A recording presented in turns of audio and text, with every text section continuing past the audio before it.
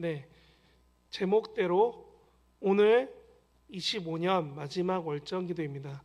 열심히 광고 때 들으신 것처럼 오늘 오시면은 연말을 기도로 마치신 걸로 목사님 통치도 된다고 했으니까요.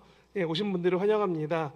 오늘 마지막 기도입니다. 그런데 제목처럼 지금 어디에 계십니까? 우리의 삶이 어디 있다가 어디로 온 걸까요? 한 해를 마무리하는 이 밤에 우리가 스스로 한 번쯤 하나님 앞에 물어봐야 될 질문이 하나 있습니다. 지금 나는 어디에 있습니까? 신앙이 좋았던 시절에 열심히 봉사하던 시절이 언제였는지라고 고민이 되신다면, 그게 오늘이 아니라면 오늘 이 밤 내가 어디에 서 있는지 조용히 돌아볼 수 있는 시간이 되길 바랍니다. 사실 오늘 이야기는 욥기 전체적인 부분에서 나오미라는 사람을 중심으로 보려고 합니다. 룻기는 룻이라는 사람의 이야기입니다. 룻이 중요한 이유는 다윗의 할머니, 증조할머니 이렇게 올라가는 다윗 족보에 있는 여인이기 때문에 중요한 사람임을 우리는 알고 있습니다. 하지만 룻기 전체를 보면은 룻보다는 제가 보기에는 나오미란 사람을 중심으로 하나님이 어떻게 회복시켜 가시는지에 대한 이야기가 룻기의 대부분 내용입니다. 이 내용이 사사기라는 성경의 옛날 시대에 맡겨 있기 때문에 오늘날로 비유하면은 이렇게 볼 수 있을 것 같습니다. 한국에서 제법 안정된 삶을 살던 한 가정이 모든 재산을 정리를 하고 동남아로 이민을 간 그 집의 이야기입니다. 남편과 두 아들을 데리고 새로운 출발을 하려고 동남아로 이민을 갔습니다. 오늘 본문은 뭐라고 말하냐면 이렇게 말합니다. 유대 땅을 떠나서 모압 땅에 갔다고 말합니다. 이것은 지금 제가 말했던 동남아로 이민 간 것처럼 주변 나라로 다 가족이 떠나게 됐습니다. 그런데 여기서 우리가 그냥 지나치기 쉬운 한 가지 이상한 점이 있습니다. 이 배경이 어디냐면 사사기입니다.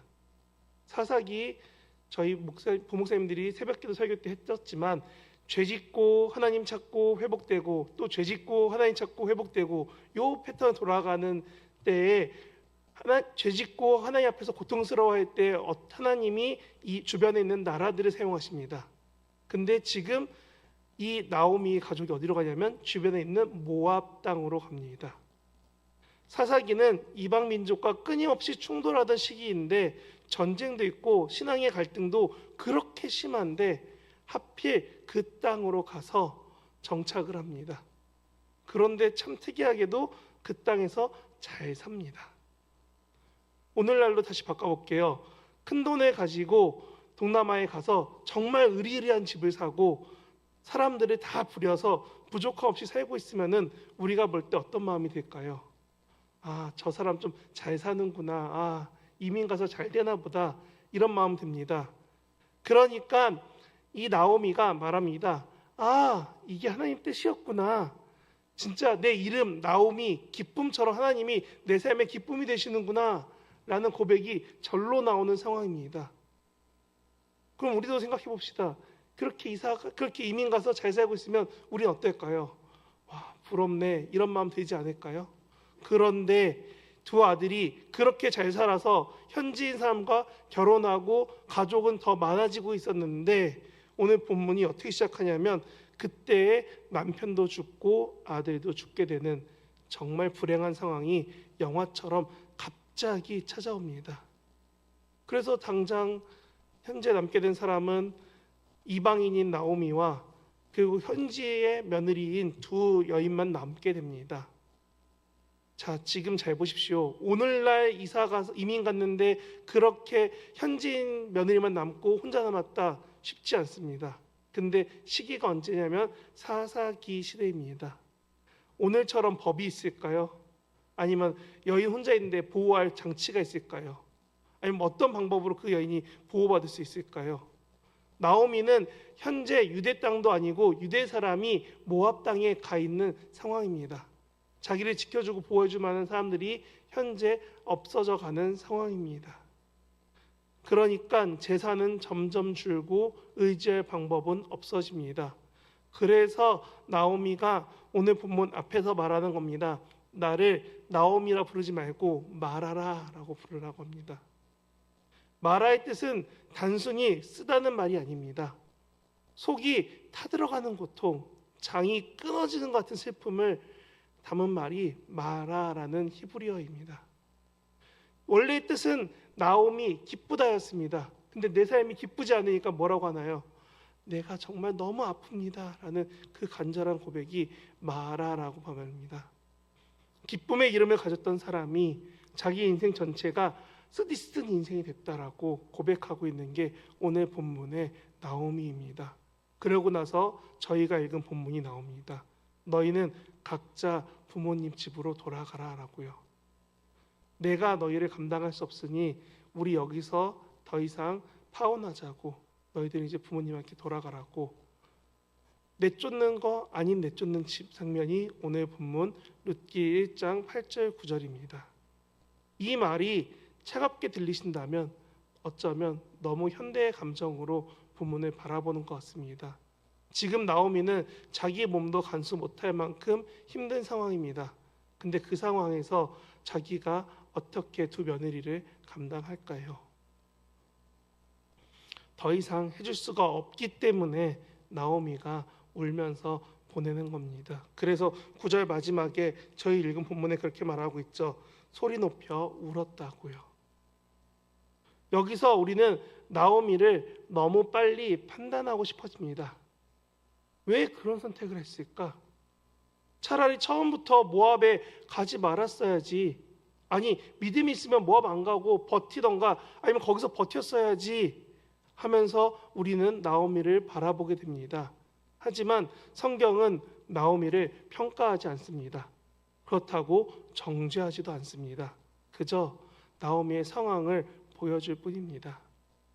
사랑하는 성도 여러분, 인생을 살다 보면 선택지가 있다가 없어지는 순간이 있습니다. 그리고 이게 믿음의 선택인지 이게 옳은 선택인지 고민할 여유조차 없을 때가 있습니다. 먹고 사는 문제 때문에, 가정을 지키는 문제 때문에, 자녀를 책임지는 문제 앞에서는 솔직히 믿음으로 버텨라 라는 말이 너무 가볍게 들리거나 위로가 안 될 때가 너무 많이 있습니다. 그래서 나오미의 선택은 믿음이 없어서라기보다 살아야 했기 때문에 이런 선택을 한 것으로 볼 수도 있습니다. 그리고 이때 중요한 것은 바로 그 선택 이후에도 하나님은 나오미를 떠나지 않으셨다는 사실입니다. 우리는 신앙 안에서 이 말을 참 많이 들었습니다.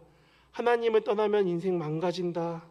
그래서 하나님이 너 고생시킨 다음에 다시 돌아오게 하신 거다 라고 쉽사리 말하고, 하필이면 우리가 만나는 많은 간증은 그렇게 말하는 사람들 이야기만 귀에 박히게 들려왔습니다. 어떤 경우에는 맞는 말일 수도 있습니다.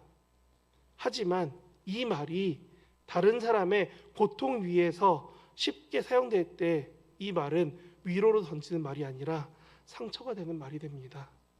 특히 인생에 많은 상실을 겪은 분들한테는 이렇게 들릴 수 있습니다. 너가 그렇게 선택했기 때문에, 잘못했기 때문에 내 믿음이 약해서 그런 거야 처럼 들릴 수가 있게 된다는 겁니다. 사랑하는 성도 여러분, 성경은 고통의 이유를 쉽게 설명하는 사람들을 지혜롭다고 하지 않습니다.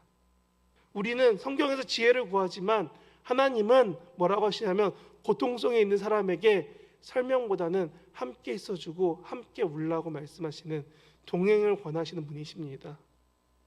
그래서 이 룻기에서 나오미는 고통 가운데 있는데 어느 누구도 나오미를 쉽게 위로하지 않습니다. 룻기 2장으로 넘어가면서 점점 이야기는 바뀌게 됩니다. 솔직히 저희가 바라는 것처럼 무언가 기적이 터져나가고 무언가 예수님이 하신 것처럼 놀라운 일들이 바로바로 일어나지 않습니다. 그런데 눈치채지 못하게 아주 작은 빛 하나가 켜집니다. 이 빛은 우리가 붙잡아서 발견한 것이 아니라 우리가 알기 전부터 어느 순간 조그맣게 켜있던 빛이었습니다. 이 빛의 이름은 이삭줍기입니다. 이삭줍기는 민수기 신명기에 나오는 가난한 자, 과부와 나그네를 위해 하나님이 율법으로 남겨두신 최소한의 배려입니다.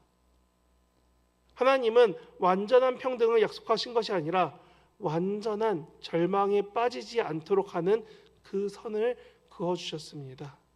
룻은 아무것도 모르는 유대 땅에 가서 그 선을 붙잡고 나아가면서 나오미는 그 룻이 가져온 음식을 먹으며 하루를 버텨냅니다.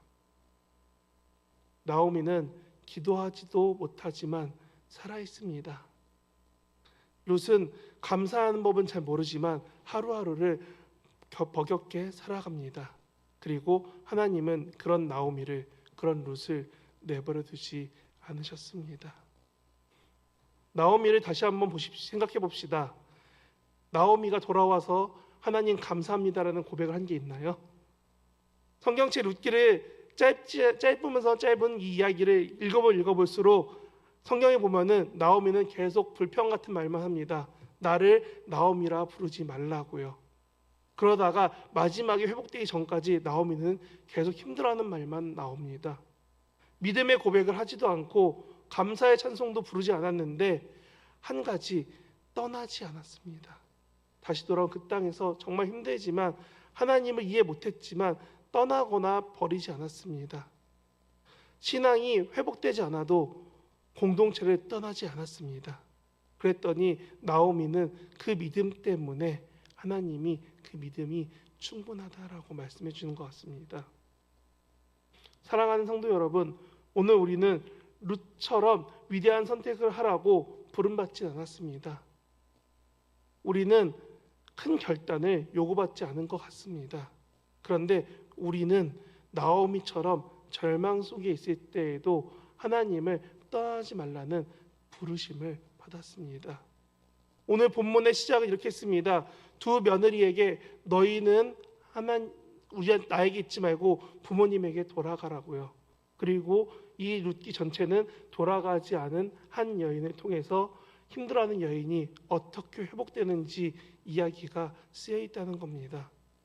그래서 그 자리에 하나님은 이미 계셨고 그 자리에서 하나님을 잘 알지 못하는 룻을 통해서 이미 일하고 계셨습니다.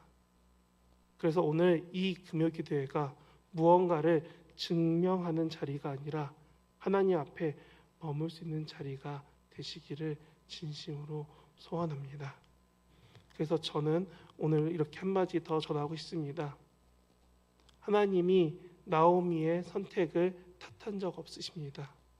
그저 나오미가 하나님 앞에 있으려고 노력하는 그 상처 가운데 있을 때에 하나님이 나오미를 만나주셨습니다. 오늘 내 상황 가운데서 하나님을 붙잡을 때에 내 상황이 나오미 같을지라도 하나님이 만나주시고 이끌어주시는 은혜가 우리 모두에게 있기를 진심으로 소망합니다. 말씀을 생각하면서 기도하려고 합니다.